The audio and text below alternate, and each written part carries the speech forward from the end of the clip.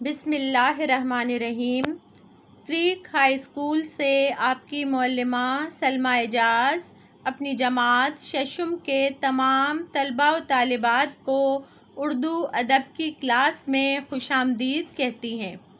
عزیز طلباء و طالبات، آج ہم عید مبارک کے عنوان سے سبق کو پڑھیں گے۔ میں آپ کے سامنے حاصل مقصد بیان کر دوں اس سبق کا۔ مذہبی تہوار کی اہمیت اجاگر کرنا، ہمدردی اور دوسروں کی مدد کے جذبے کی ترغیب دینا، بچوں کی مذہبی تہواروں سے لگاؤ اور انسیت کو فروغ دینا، مذہبی تہواروں کے نام اور ان کی اہمیت و افادیت کو واضح کرنا، مذہبی تہوار کی خوشیوں میں سب کو شریک کرنا، میل جول اور اخلاقی اقدار کو پروان چڑھانا، رشتہ داروں، پڑوسیوں اور غریبوں کو بھی اپنی خوشیوں میں شریک کرنے کا درس دینا، یہ اس سبق کا حاصل مقصد ہے۔ اس وقت آپ کے سامنے الفاظ معنی کی ایک فہرست ہے جو اس سبق میں سے منتخب کیے گئے الفاظ ہیں، جن کی معنی میں نے آپ کے سامنے دوسرے کالم میں لکھے ہیں تاکہ آپ ان الفاظ کو پڑھ کر ان کے سہل معنی کو سمجھ سکیں۔ مذہبی تہوار، مذہبی طور پر منایا جانے والا خوشی کا دن، سعادت، خوش نصیبی، ماہ، مہینہ، احکام، حکم کی جمع، بیشتر، زیادہ تر، دوبالا، دگنا، وسعتوں، گنجائش یا کشادگی، بے تابی، بے چینی، بے قراری، لطف، مزہ، ابر، بادل، رویت ہلال، پہلے دن کے چاند کا نظارہ، شہادت، گواہی، تصدیق، سچ ہونے کی تائید یا ثبوت، فطرہ، عید رمضان کا صدقہ جو فی آدمی نماز عید سے پہلے غربا کو دیے جاتے ہیں، یکجہتی، اتحاد یا اتفاق۔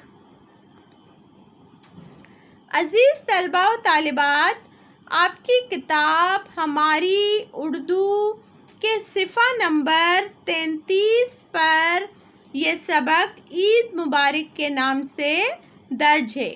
سب سے پہلے آپ اس سبق کی بلند خوانی گھر پہ کر لیجئے گا۔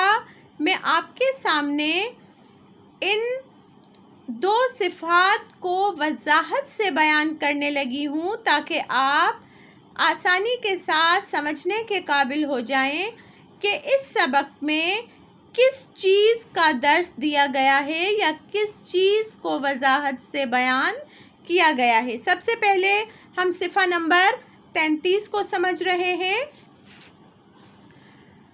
آپ کی کتاب ہماری اردو کا صفحہ نمبر 33 اور 34 کا ایک پیراگراف سب سے پہلے آپ بلند خوانی کے ساتھ پڑھیں گے۔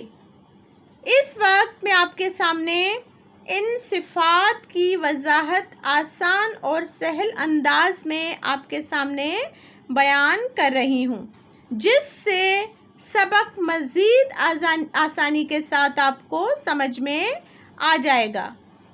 جیسا کہ ہم سب جانتے ہیں کہ ہم مسلمان سال میں 2 بڑے خوشی یا عید کے دن مناتے ہیں، جس میں سے پہلی عید عید الفطر یا فطرانے والی عید ہوتی ہے، جسے عام زبان میں ہم میٹھی عید بھی کہتے ہیں، جو کہ ایک پورا مہینہ رمضان المبارک کے روزے رکھنے کے بعد مختلف عبادتیں جیسا کہ قرآن پاک کی تلاوت، نوافل، تسبیح اور تراویح پڑھ کر ہم اپنے پروردگار اور معبود حقیقی کے سامنے اپنی عبدیت اور بندگی کا اقرار کرتے ہیں، اللہ تعالیٰ کی خوشنودی حاصل کرنا چاہتے ہیں، اس کی رحمت کے طلبگار ہوتے ہیں۔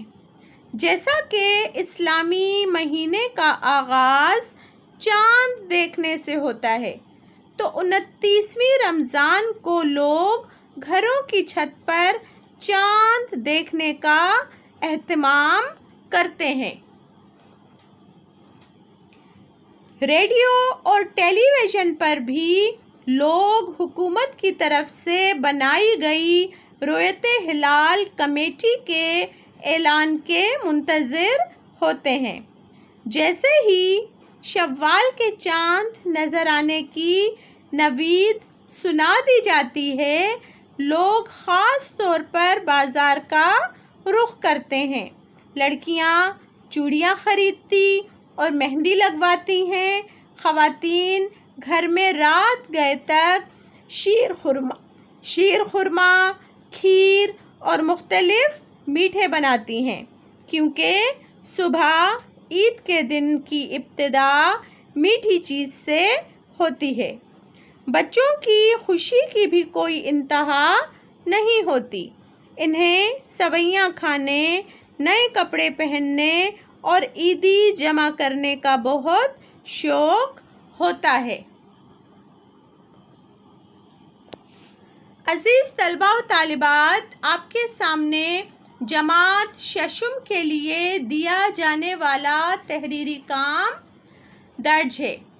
آئیے میں آپ کو سمجھاؤں کہ اس مشق کو آپ کس طرح سے مکمل کریں گے۔ سب سے پہلے الفاظ معنی کی جو فہرست ہم نے پڑھی، اسے آپ اپنی اردو ادب کی کاپی میں تحریر کریں گے۔ اس کے بعد سبق کی مکمل بلند خوانی کریں گے، شروع سے آخر تک۔ جو عید مبارک کے نام سے سبق ہے کتاب میں، آپ اسے مکمل پڑھ لیں گے، اور پھر اس سبق کی جو دوسری مشق ہے اسے آپ مرکزی خیال کے طور پر تحریر کریں گے۔ آپ نے پورے سبق کو جب پڑھ لیا تو آپ کے ذہن میں بہت سی چیزیں آ جائیں گی کہ ہم کس طرح سے اسلامی تہواروں کو مناتے ہیں۔